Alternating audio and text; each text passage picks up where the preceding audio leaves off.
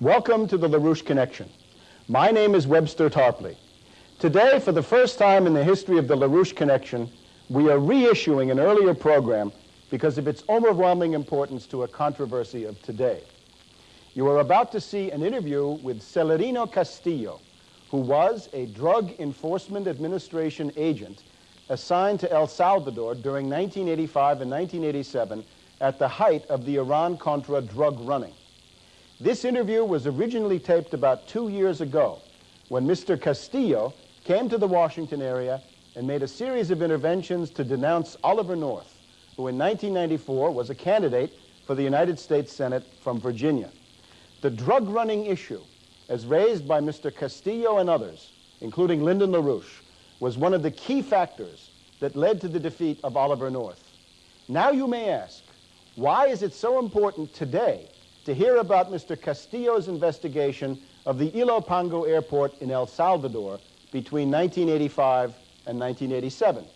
It is simply because the crack cocaine epidemic of the 1980s and the way that it was organized by networks within the United States federal government are now, once again, the central political issue in the United States.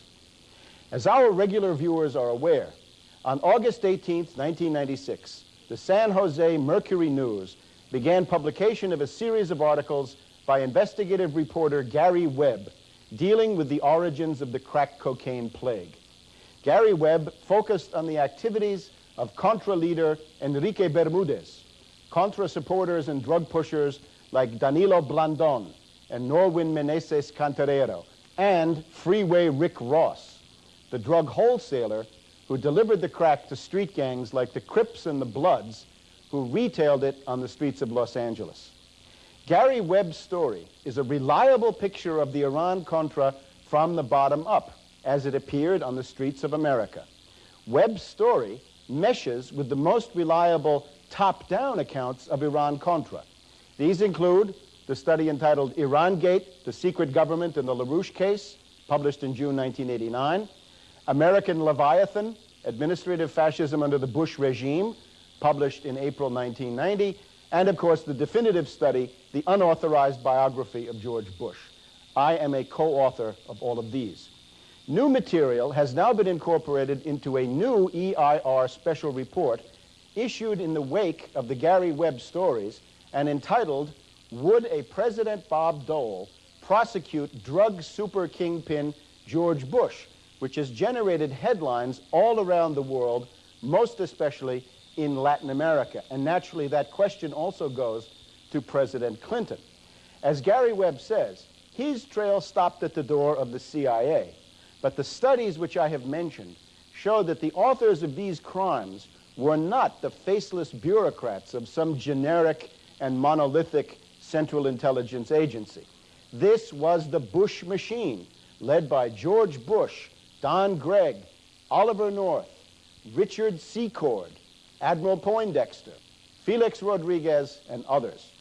Bush was the kingpin, and he used the State Department, the CIA, the Pentagon, the National Security Council, and other agencies to pursue his crimes. Bush would be very glad to accept the abolition of the CIA in order to save himself at this point, and abolishing the CIA would accomplish very little. We want George Bush put away for life, and nothing less. So beware the loudmouth pseudo-radical who claims that the CIA is the real enemy. This is a diversion. And that, again, is where Celerino Castillo comes in. He was back in Washington in late September to stress once again that this was a White House operation. And when Castillo personally confronted George Bush on the drug running and gun running in 1986, Bush walked away. These revelations have become more than big news. They have been a focus of a mass mobilization of the African-American community in this country. Congresswoman Maxine Waters and the Congressional Black Caucus have called for a serious investigation of the charges. At a mass meeting attended by thousands of people in Los Angeles, Congresswoman Waters got to the heart of the matter by accusing George Bush personally of involvement in this affair. General McCaffery, the drug czar, has announced his support for a reopening of the entire case. And CIA Director John Deutsch is under pressure for a finding. Senator John Kerry of Massachusetts is locked in a close re-election fight with Governor William Weld, whom the EIR Special Report has named as an integral part of the conspiracy run by Bush. During the Iran-Contra era, Senator Kerry ran an investigating subcommittee that made a serious effort at truth. Kerry has now told the Boston Herald that he was unable to pursue his probe after 1988 because of the hostility of the Bush White House. A headline of the final call, published by the Nation of Islam, reads, and I quote, "Drug pipeline, did Bush oversee covert CIA operations?" The answer is yes, and the one clear demand that emerges is the need for a real investigation. When Admiral Poindexter and Oliver North were fired from the National Security Council in November 1986, a cover-up began. Frank Carlucci and Colin Powell moved in and began to cover up with the help of David Apshire. Then came the Tower Board with Senator Tower, former Senator Muskie, and Kissinger's business partner Brent Scowcroft agreeing with a straight face that the guilty party was none other than White House Chief of Staff Don Regan, who was then duly fired as a scapegoat. Then came the joint congressional hearings of Dan Inouye and Lee Hamilton, another cover-up, this time masterminded by Wall Street lawyer Arthur Lyman. Special Prosecutor Lawrence Walsh did secure convictions for North and Poindexter, but they were overturned on appeal. That probe was shut down just before Christmas 1992, when lame duck President George Bush pardoned Caspar Weinberger, along with CIA agents Claire George, Duane Claridge, Alan Fears, former NSC Director Bud McFarlane, and Elliot Abrams of the State Department. So this time, we need a real investigation. And so far, we have barely scratched the surface of the Iran-Contra case. There are now reports that the 1986 murder of Swedish Prime Minister Olof Palme was the work of an assassin coming out of that milieu of the Bush machine where South African intelligence services rub elbows with the British Special Air Services under the aegis of Sir James Goldsmith and Tiny Rowland. It has long been clear that the Palme murder was linked to the Iran-Contra and its cover-up. Then there's the case of Uwe Barschel, the Prime Minister of the German federal state of Schleswig-Holstein, who was found dead in a hotel room in Switzerland, another murder linked to the Iran-Contra. Then there are the deaths of French General Audran and Italian General Giorgieri in 1985. It is very likely that all of the Iran-Contra wet work will soon come home to roost in George Bush's attic, and that all the trees in the forest may fall. But now, let us listen to Celedino Castillo and his shocking story. Our guest today is Mr. Celedino Castillo, a former agent of the United States Drug Enforcement Administration, the DEA. Mr. Castillo comes from a military family. His father won a Bronze Star in the Philippines in World War II. Mr. Castillo himself is a Vietnam veteran who also holds the Bronze Star. During the Vietnam War, Mr. Castillo saw many of his fellow soldiers being destroyed by heroin. And out of that experience came his lifelong commitment to fighting drugs, which led him first to a career as a police officer and then as a DEA agent. During 1985 to 1987, the critical Contra years, Mr. Castillo was in the thick of things as the DEA agent responsible for El Salvador.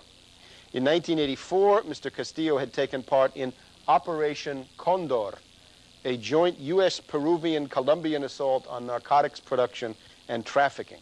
He was part of an operation that seized a large and important cocaine laboratory in Peru.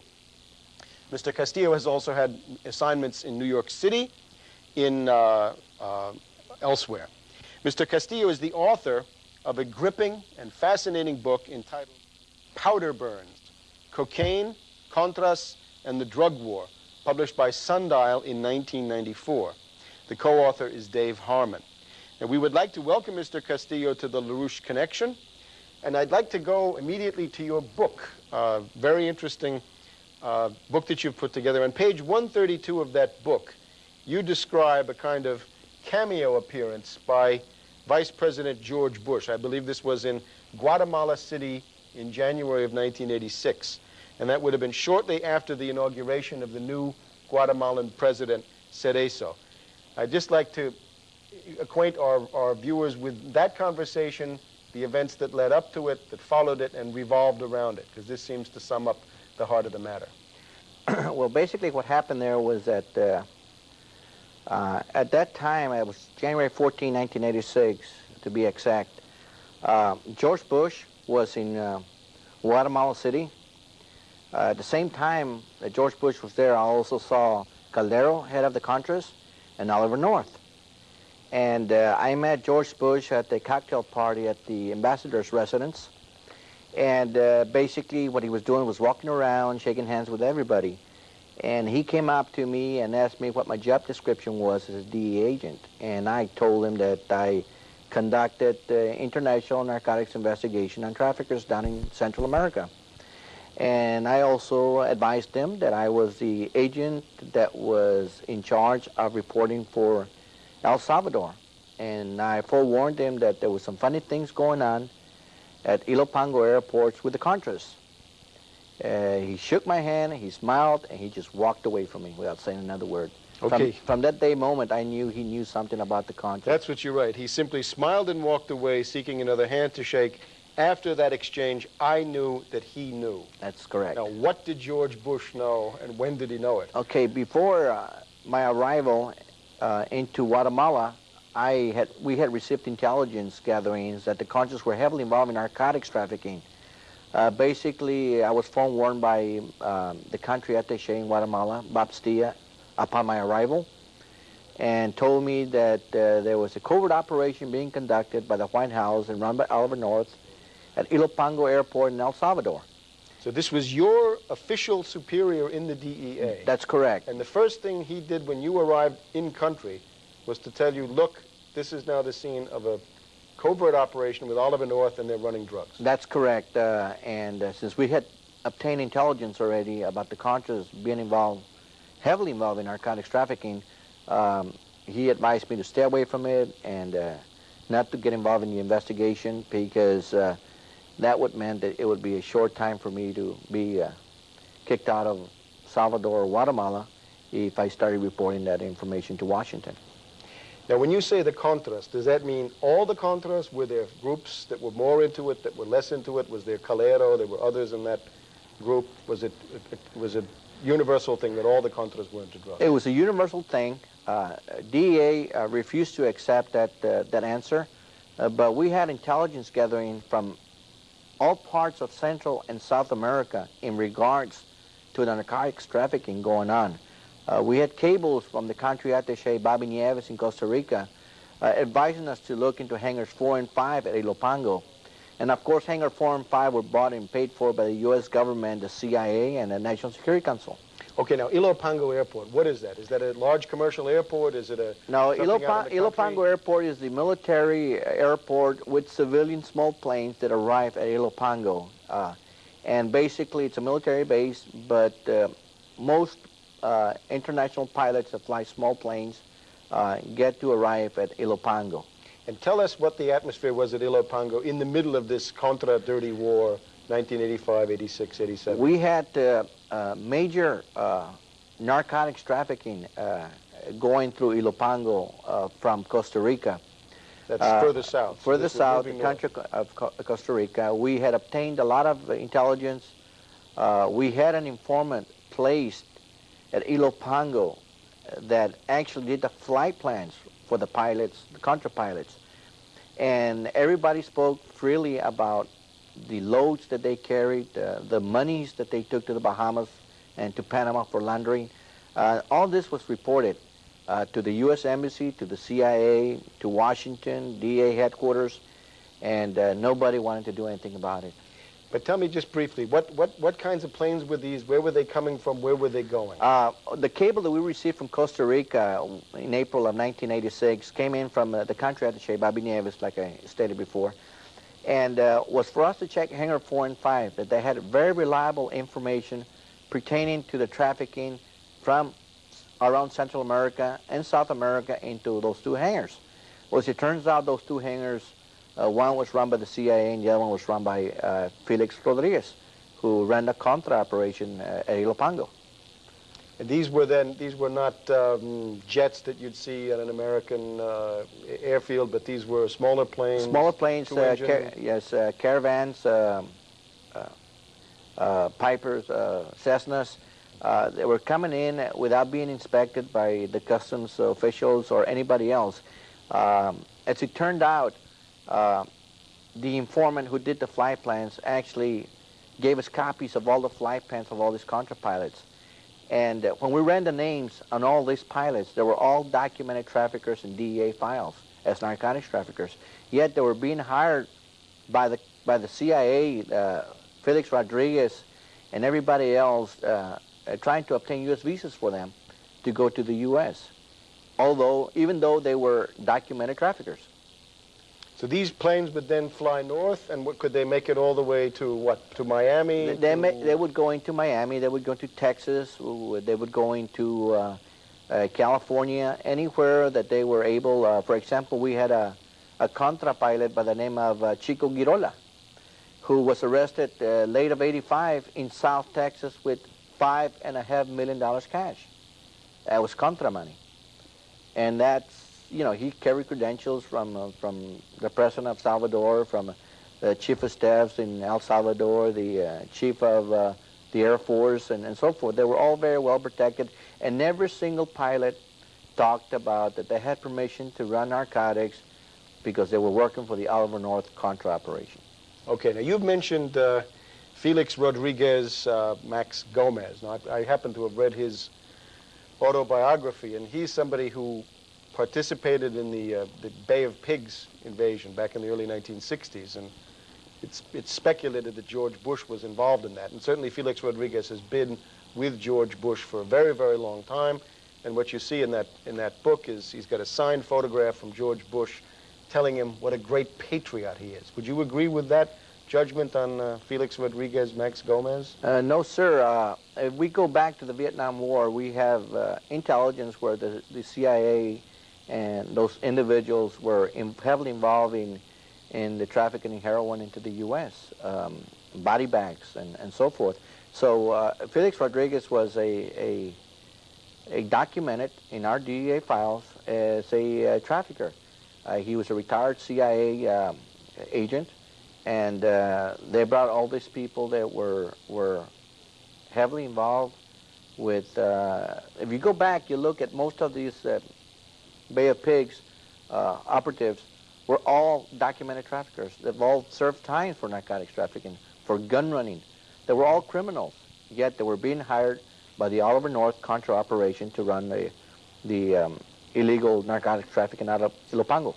Okay, now Felix Rodriguez has a DEA file. That's correct, sir. I myself documented him involving traffickings with the Contras and so forth. Now, does Oliver North also have a DEA file? That's correct, sir. As a matter of fact, there's a 1991 file on Oliver North for smuggling weapons from the U.S. into the Philippines with known narcotics traffickers. And I'm talking about a 91 case. You know, I'm not going back to the Contra issue. I'm going back after the fact. After the television appearance, after the great 1987 correct. Celebrity parade. That's correct, sir. Absolutely. And how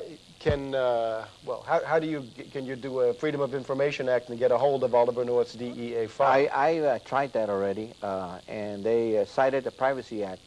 I asked for my own files that I wrote on the Contras and different individuals, and they were denied. So I can imagine that there would be a lot of voters around Virginia and elsewhere who would like to have a look at Oliver North's DEA file, again with an incident from 1991. That's correct, but one of the questions I've always been asked, well, why can't the White House get that? There's something that somebody else has to answer that. I don't know. It's there. They just need to get that. That file's out of the Washington office here in Washington, D.C. Well, that certainly makes you think twice. Now, did you ever see Felix Rodriguez running around Ilopango? Yes, sir. I saw him run around Ilopango. I used to see him around the U.S. Embassy having lunch with the ambassador and either Colonel Steele from the Mill Group, commander down there. I see him everywhere.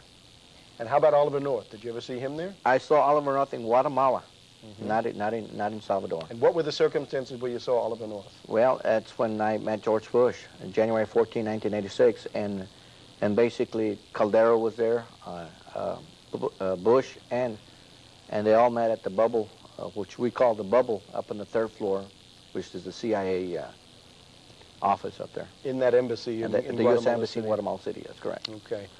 Did you ever meet any of these other people? Did you ever see Poindexter running around? No, I never did see him. General Singlaub? No. But you knew of his activities? Oh, yes, I knew the whole story. We had obtained, like I said before, extensive intelligence on narcotics trafficking on the Contras, and we had informants and so forth. Okay, now on this, before we leave your informants, now you're not going to reveal any names of informants because this would put them in danger, but can you just give us an idea of what kinds of people were telling you about these activities and what they were telling you? Okay, we had, we'll go back to Ilopango. We had an informant who had worked there at Ilopango for many years. He had given reliable information to the Consul General there, Robert Chavez, at the U.S. Embassy, and some cocaine had been seized before. So this guy was very reliable. He had been reporting all this activity on the Contras. And we had another informant who was also placed to work at Ilopango, Salvador, and Guatemala, who was a documented informant going back to 1981, and gave us a lot of the intelligence gatherings that we had on this Contra. So these were two highly reliable sources. Highly reliable, unimpeachable sources. Absolutely. Okay. Now, let's now turn to what you did with the information that you got and how you reported it. I understand from your book that one of the first people you tried to tell about this was the U.S. ambassador to Guatemala, I believe, or was it Salvador? Salvador. Edwin Corr. That's correct. Once we obtained a lot of the intelligence and we started writing reports, we went to the U.S. ambassador. We went to the CIA chief of station, Jack McCavitt, in Salvador, and Colonel Steele, who was the mill group commander. And this information, we had an individual who was an American who lived in Salvador who was a civilian. And as it turns out, he was working for the Oliver North Contra operation. And when we received all this information, we reported it to, I personally reported it to my boss, first of all, Bob Stia, who kept forewarning me about my reporting on the Contras because it was going to come back and hurt us in Guatemala. Did he suggest it was going to be bad for your career? It was going to be bad for my dangerous career for and his career, and he had a couple of years left to retire and not to make any waves. And I told him that if I actually found any evidence that I would continue to report the allegations that the Contras were involved in trafficking. I went to the U.S. Ambassador Edwin Corr. He told me right off that it was a White House covert operation run by Colonel Oliver North, and for me to stay away from it. So that's now the second time you got official testimony and corroboration that Oliver North was running these activities. First from Mr. Stia and then from Ambassador Corr. So two different agencies. That's right. And then I went to Jack McCavitt, and Jack McCavitt's answer to me was the fact that they were being ordered to support the Oliver North Contra operation, just to go above and beyond to support them. And also Colonel Steele with the Mill Group, which of course he was the liaison officer from the U.S. Embassy into the Salvadoran military. Now, Mr. Stia, your immediate superior, did he have the option of rejecting your reports, telling you to tear them up or file them or rewrite them, or did he have to sign off on them and send them to Washington? It's one of the things a lot of people don't understand is the fact that every time I wrote a report or sent a cable out to Washington, it had to be approved by my supervisor, which was Bob Stia, and signed off by the ambassador of whatever country I'm sending that cable out to. So everything was approved. Whether DEA Washington did anything with it was a different story. And we had a place up there they called the Black Hole, where all these reports went in there, and They were never distributed to the right. Is that up here at the Federal Triangle Metro stop? That's correct. Pretty close.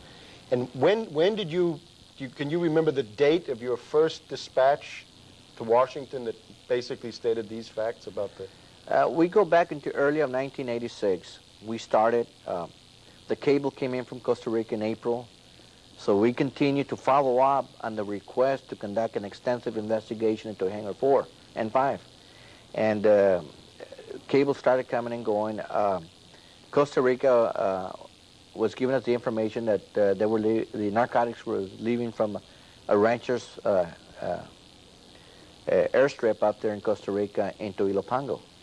And of course, our informant at Ilopango was being told by the pilots when they were leaving, how much dope they were taking, how much money they were flying into the Bahamas or Panama. At one point, he saw $4.5 million cash taken from Ilopango into Panama to London. And this was incidents that were reported. We have a time and dates of one of the pilots, Chico Girola, departing El Salvador to the Bahamas, where he was airdropping monies on the Contras and the profits of narcotics trafficking. And do you get the impression that the narcotics ultimately came from people like the Medellin cartel or the Cali cartel or people like this? I had a CIA agent in El Salvador who actually came up and told me, how do you expect us to support the Contras when Congress cut aid to the Contras? How are they going to support themselves? Mm-hmm. Which means that we have to sleep with the cartels. And basically, during the Kerry report and committee hearings, we had a lot of informants, a lot of individuals who flew for the Contras. But basically, their credibility was not that good because they were traffickers, known traffickers, and so forth. But there was a lot of testimony, a lot of evidence to the fact that there was a lot of narcotics trafficking.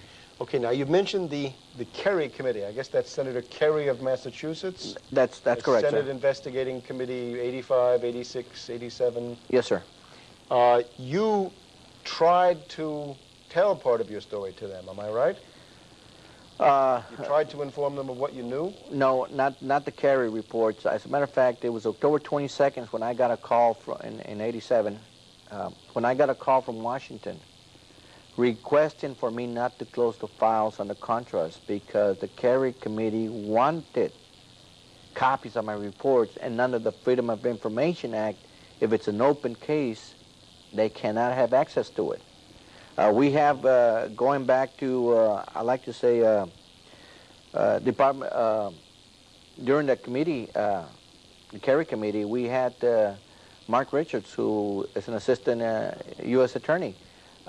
He was involved in a meeting with 25 individuals from DEA, Department of Justice, who refused to give this information to the Kerry report. We had DEA acknowledging that they would not return or not give up that information to the Kerry report. This was the committee that investigated this Frogman operation? Yes, that's correct, sir. We had the Frogman case going back to 85. A couple of Colombians and Nicaraguans that were trafficking in large quantities of cocaine into San Francisco. Frogman case come off as they would bring it in ships into the San Francisco area, and a couple of frogmen would go up there and take the coke. As it turns out, on their own testimony, testifying before the committee, they reported that the profits of that sales of narcotics was going to the Contras. So we start there. We have December of 85, we have Brian Berger from CNN who broke the story on the Contras involving narcotics trafficking. So the investigation into it started, but at no time did the Kerry Committee ever contacted the agents down in Salvador who actually conducted the investigation. I sat there and I waited for the phone to ring, and nobody ever called, so I could actually testify before that committee to advise them that there was large quantities of narcotics trafficking being conducted by the Oliver North Contra operation.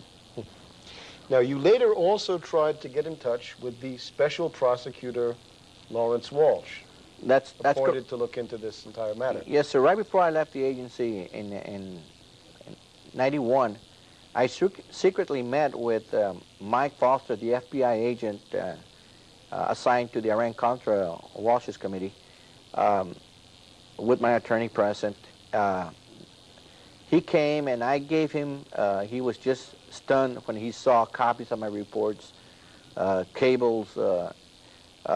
His thing was the fact that he had asked the DEA, the Walsh's committee had asked and requested all this information from DEA, and DEA denied the fact that there were such reports. And basically, when I showed him there, he was just stunned, and he said, you know, if we can prove that the Contras and Oliver North were heavily involved in narcotics trafficking, it would be like a grand slam home run. We left at it that I would try to get this girl named Sandrita from Salvador into the U.S. so she could be briefed by the Walsh's committee in regards to her personal knowledge of narcotic use by some of the Contra pilots and some NSC individuals. Well, it looks like you attempted at one point or another to bring your revelations, these charges, to the attention to the State Department, the Special Prosecutor, the FBI, the CIA. Did you ever talk to the Customs? Yes, I sure did. During the, well, I'll have to go back to another story, but one of the things that the DEA has now acknowledged the fact that there's no such reports. Yet on the Kerry report, we have the DEA Deputy Chief, or the DEA Assistant Administrator, Dave Weststraight, acknowledging the fact that talking about the Nicaraguan war, it is true that people on both sides of the equation in the Nicaraguan war were drug traffickers, and a couple of them were pretty significant. Well, if DEA denies that, why is this man saying this? We have the CIA chief of the Latin American countries down there stating in the Kerry report, with respect to drug trafficking by the resistance forces, this is not a couple of people, it's a lot of people. So we have contradiction statements both from the State Department and the DEA to the fact that the Contras were heavily involved in narcotics trafficking. Now, when you sent these reports into Washington, who in the DEA would get those on his desk? Well, first of all, the chief of the Latin American countries was John Marsh, who is now, I understand, is the third-ranking DEA official. And he's moving up the ladder. He's moving up the ladder. He is the individual who is responsible for the cover-up of the Contras involved in narcotics trafficking. He gave me a letter of a reprimand, I guess you could say, when I refused to stop reporting on the Contras involved in narcotics trafficking. He actually wanted me to use the word alleged. I explained to him, how can I use the word alleged when I'm seeing all this that's happening in Ilopango? You know, we have reliable informants in there. We have, and he went back and stated the same thing, that it would mean the end of my career in Latin America if I kept reporting this. And I understand then the DEA actually investigated you, that is, they sent some people to check up on what you were doing? That's correct. The pressure was on, the hammer dropped, as they say. They came down gunning for me. When Kike Camarena got killed in 85, the administrator for DEA came out with a memo stating that no DEA agent is to travel by himself in a foreign country. Yet that did not apply to me, because out of 2 agents to cover 4 countries in Latin America, which was Belize, Honduras, Guatemala, and El Salvador, I was ordered. Agents for 2 agents. Countries. That's correct. And that was called the War on Drugs. That was called the War on Drugs in Central America. And I was being forced to travel by land, mind you, through guerrilla territory. What does by land means? In a car? In a car. On a country road That's where guerrillas are operating? It's a 3 to 4 hour drive. Did you have an armed escort? No, sir. I drove by myself, and most of the time, my only backup was my informant, who traveled with me. And of course, DEA manual states that you cannot be with an informant by yourself. Yet DEA refused to give out any backup agents. That's what happened to Kike Camarena. Kike was by himself, having to work by himself. We had Victor Cortez meeting with an informant in a restaurant. He gets grabbed. Why? Because there was nobody to back him up. And our lives were being put on the line up there carelessly, by the DEA, and the DEA refused to do anything about it. So the resources are totally inadequate. And totally inadequate, unsafe. Worse than that, though, doesn't it? It sounds like you had, somebody was trying to get you bumped off. Well, they would have been glad to see you bumped off. That was at the very end of my career, where we have the OPR investigator, Tony Recevuto. We have a colonel who puts a contract on me, a Guatemalan colonel, who's going to assassinate me. We have tape recordings on him, how he's going to assassinate me in El Salvador and blame it on the guerrillas. And Tony Recevuto, senior inspector, goes into Guatemala and speaks to the U.S. ambassador there. They're requesting a U.S. visa for this colonel so he can testify before the BCCI investigation in Miami. In other words, telling them that it's okay that he's going to assassinate me, but they want him to testify in a trial in Miami.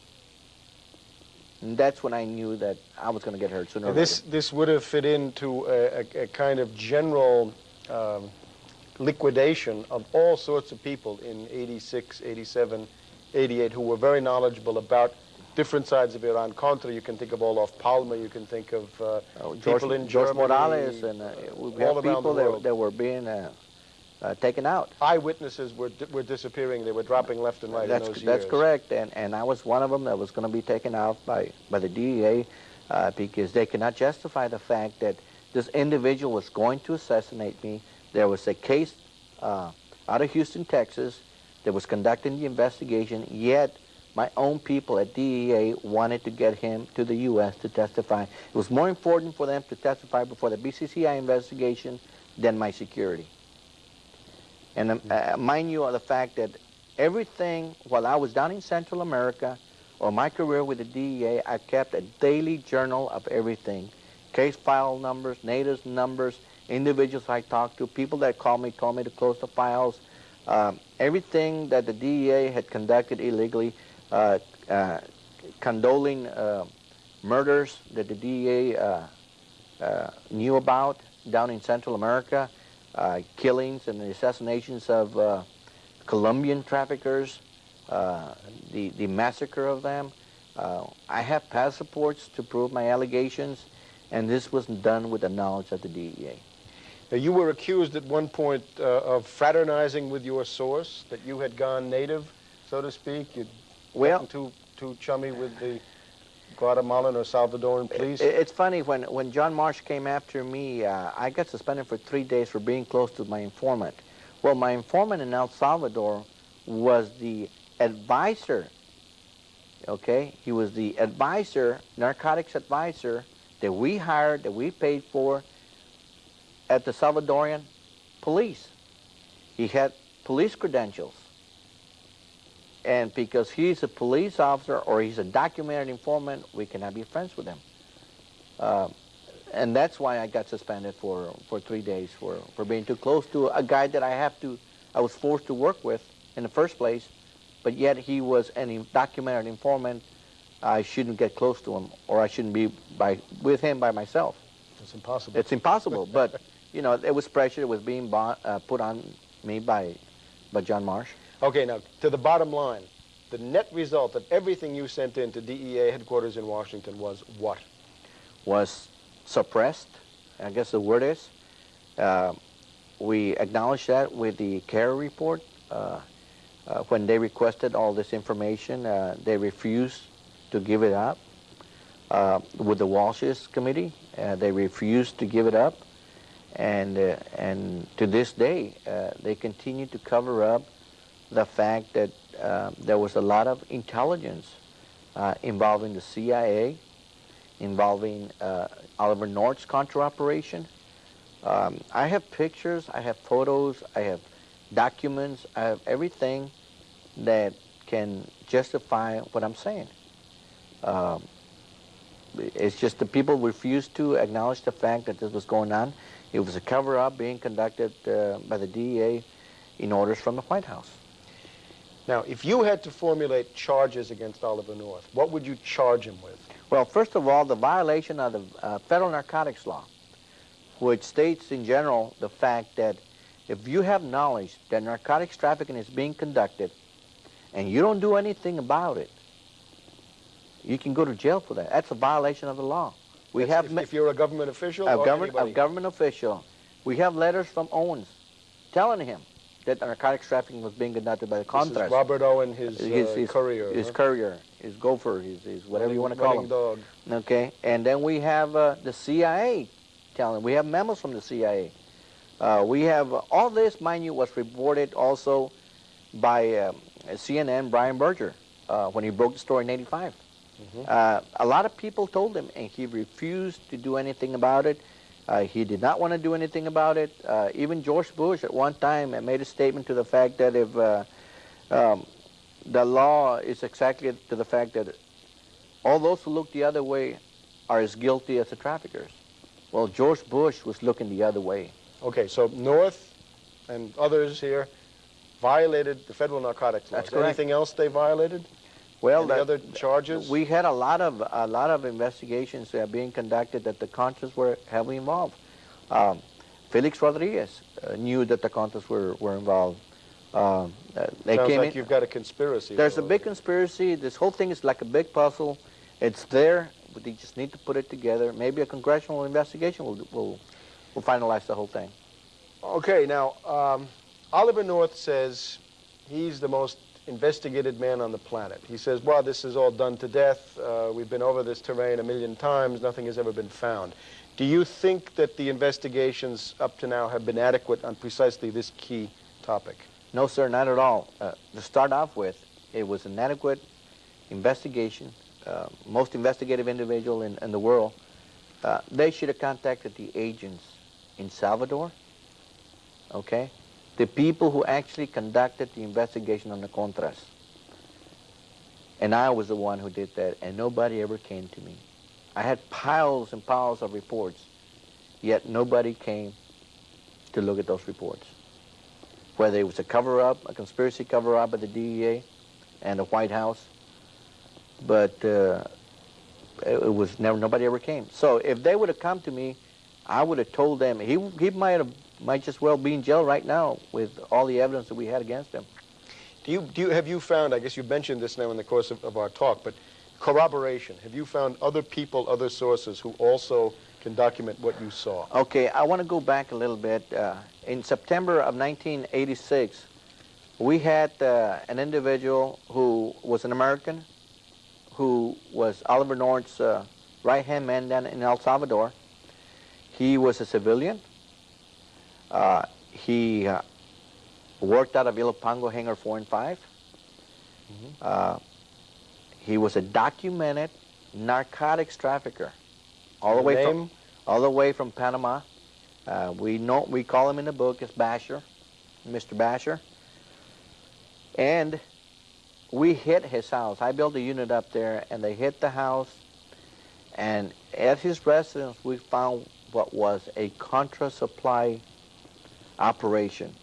We found U.S. military munitions, heavy guns, cases of explosives, C4. In a private home? In a private home, right. Now, cases of grenades, logs, sniper rifles, uniforms, military equipment, and it was all U.S. military issue, brand new, some of it. Before I hit his house, I went to the U.S. ambassador, who denied the fact that he worked for the U.S. Embassy. I went to the Mill Group commander, who denied that he worked for him. I went to the CIA, who denied. All three of those people told me that he was working for the Oliver North Contra operation. At the residence, all his vehicles had license plates to the U.S. Embassy. We found radios belonging to the U.S. Embassy. We found weapons belonging to the U.S. Embassy. Yet this individual was a narcotics documented trafficker working for the Oliver North Contra operation. Now, if you had to go back and estimate, could you give some kind of a ballpark figure about how much drugs, I guess it means cocaine, pretty much in this case, how much cocaine, crack cocaine and other kinds of cocaine came into the United States as a result of these operations? We had thousands of kilos that came in. We had surveillance set up there. We saw the planes coming in. We have reports where they came in. They dropped it off at Hangar 4 and 5, yet we were not allowed to touch it. Could you just estimate, if at all possible, how much, what percentage that might have been of the total drug trafficking flow into the United States? Maybe 1%, and that's a lot. 1% is a lot. Now, you're asking me about monies, millions of dollars. Like I said, we have two incidents. One in South Texas in '85 by a Contra pilot named Chico Girola, $5.5 million cash, and a clandestine airstrip in South Texas. Okay, he's a documented trafficker, a documented Contra pilot. We have a guy who was an honorary ambassador to Panama, who flew $4.5 million from Ilopango into Panama. This was reported to DA Washington. So we had a U.S. Customs agent by the name of Richard Rivera, who I brought down from Mexico City to assist me in trying to trace these munitions that we found.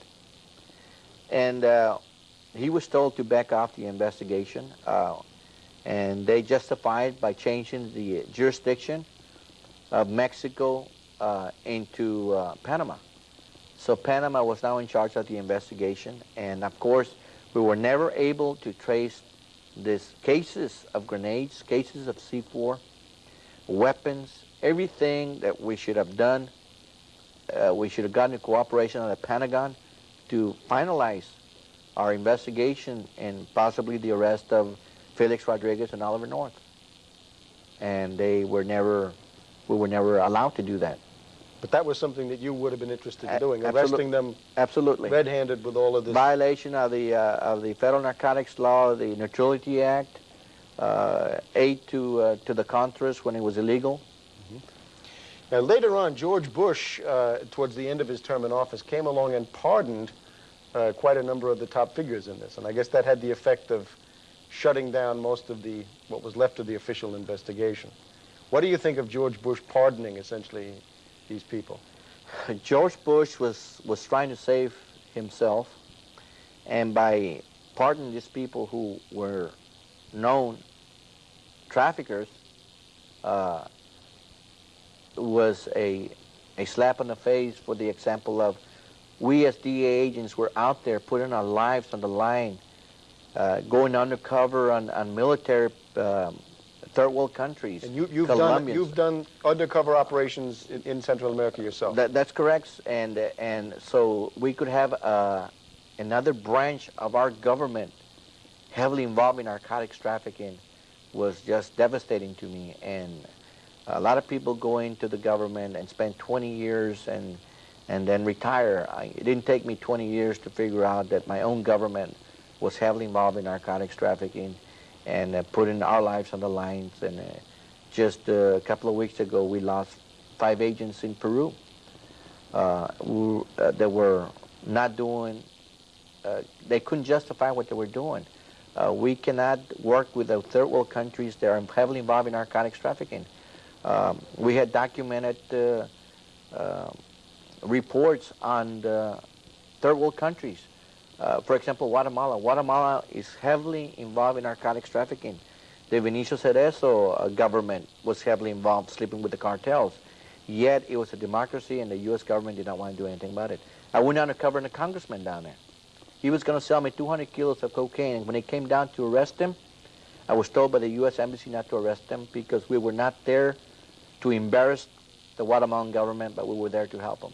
Same thing happened in Salvador. All the weapons that were being seized by the guerrillas were being sold to the cartels. So we spent $1.5 million a day in El Salvador for the past 10 years, and they couldn't win the war.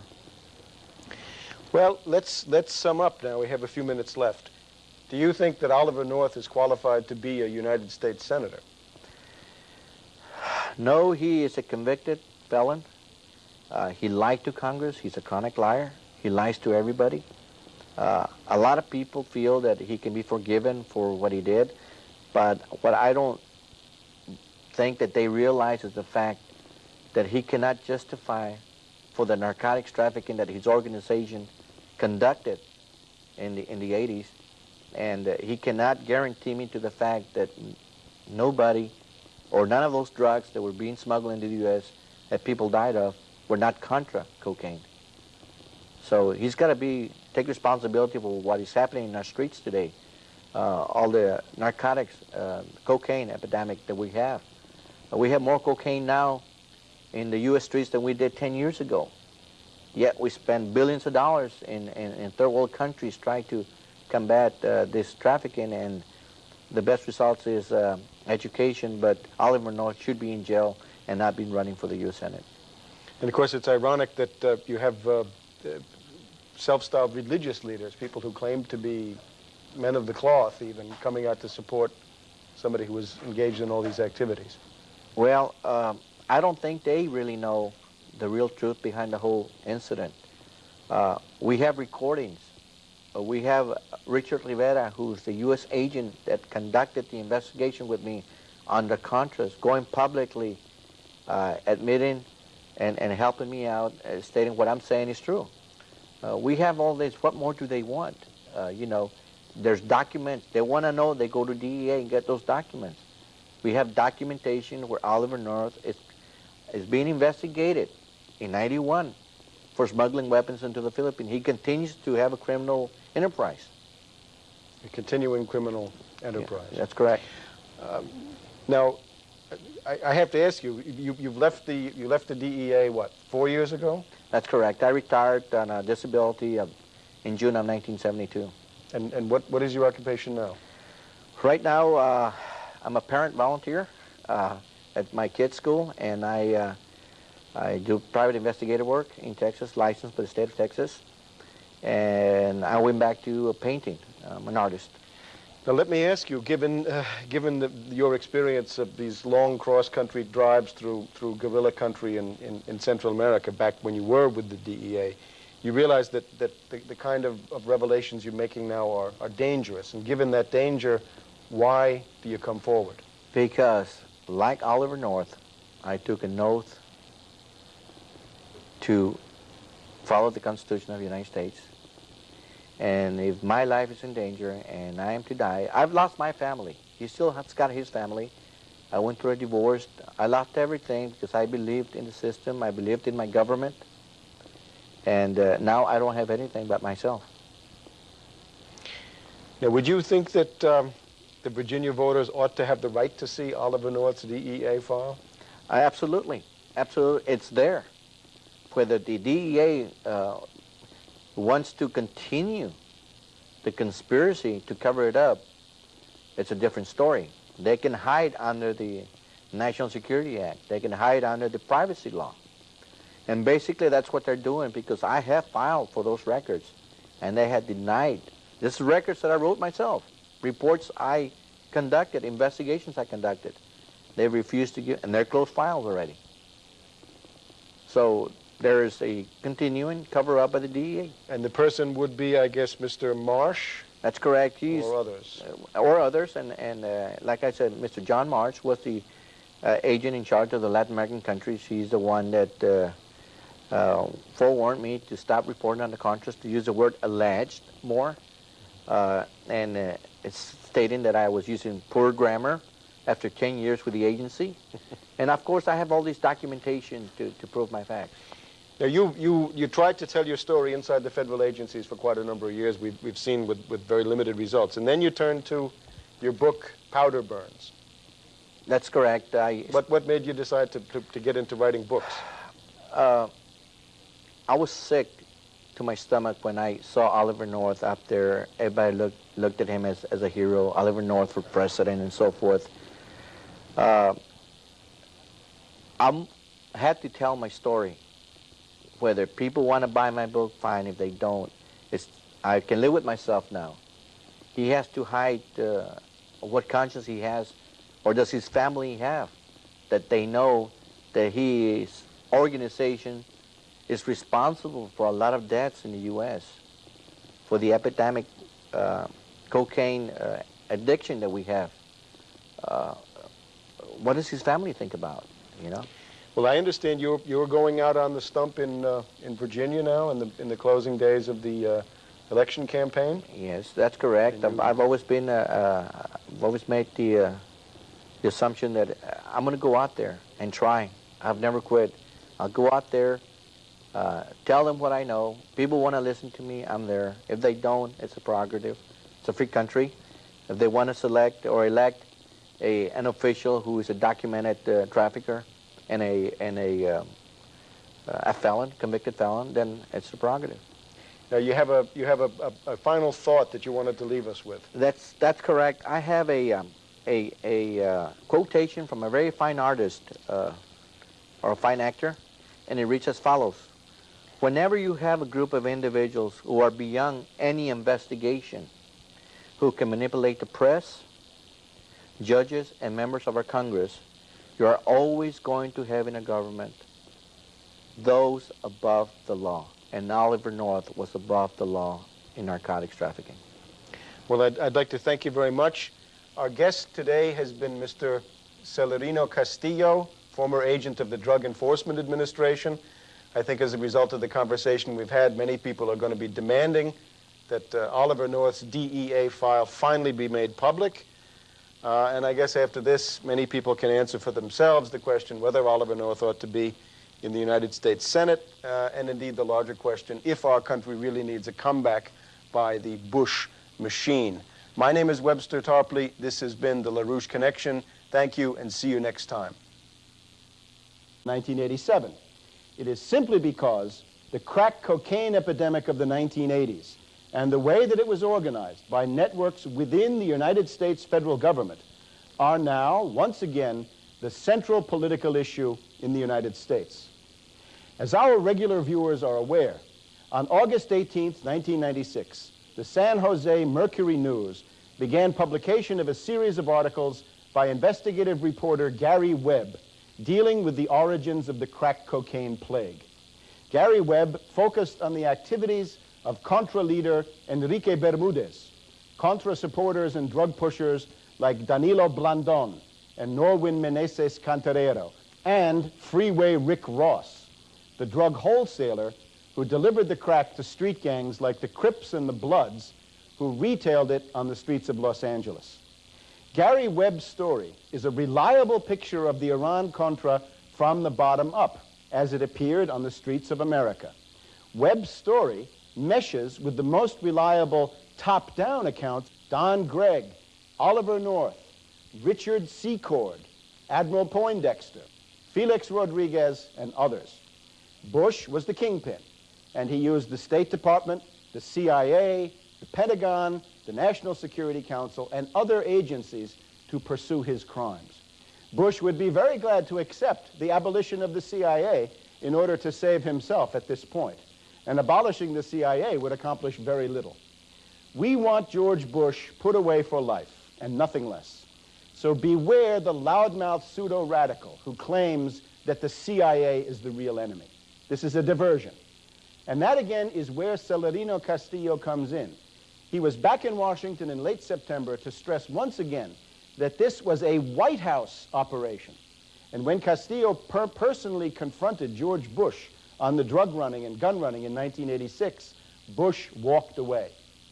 These revelations have become more than big news.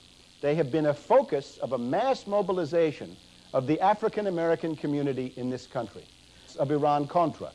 These include the study entitled Iran-Gate, the Secret Government in the LaRouche Case, published in June 1989, American Leviathan, Administrative Fascism under the Bush Regime, published in April 1990, and of course the definitive study, The Unauthorized Biography of George Bush. I am a co-author of all of these. New material has now been incorporated into a new EIR special report issued in the wake of the Gary Webb stories and entitled, Would a President Bob Dole Prosecute Drug Super Kingpin George Bush?, which has generated headlines all around the world, most especially in Latin America. And naturally, that question also goes to President Clinton. As Gary Webb says, his trail stopped at the door of the CIA. But the studies which I have mentioned show that the authors of these crimes were not the faceless bureaucrats of some generic and monolithic Central Intelligence Agency. This was the Bush machine, led by George Bush Congresswoman Maxine Waters and the Congressional Black Caucus have called for a serious investigation of the charges. At a mass meeting attended by thousands of people in Los Angeles, Congresswoman Waters got to the heart of the matter by accusing George Bush personally of involvement in this affair. General McCaffery, the drug czar, has announced his support for a reopening of the entire case, and CIA Director John Deutsch is under pressure for a finding.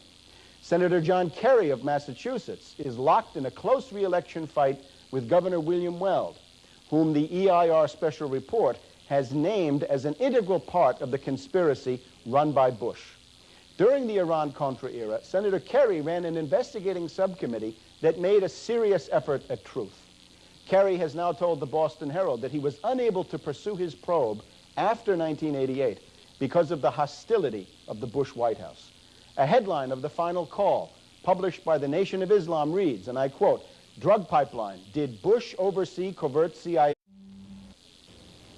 Welcome to the LaRouche Connection. My name is Webster Tarpley. Today, for the first time in the history of the LaRouche Connection, we are reissuing an earlier program because of its overwhelming importance to a controversy of today. You are about to see an interview with Celerino Castillo, who was a Drug Enforcement Administration agent assigned to El Salvador during 1985 and 1987 at the height of the Iran-Contra drug running. This interview was originally taped about 2 years ago when Mr. Castillo came to the Washington area and made a series of interventions to denounce Oliver North, who in 1994 was a candidate for the United States Senate from Virginia. The drug-running issue, as raised by Mr. Castillo and others, including Lyndon LaRouche, was one of the key factors that led to the defeat of Oliver North. Now you may ask, why is it so important today to hear about Mr. Castillo's investigation of the Ilopango Airport in El Salvador between 1985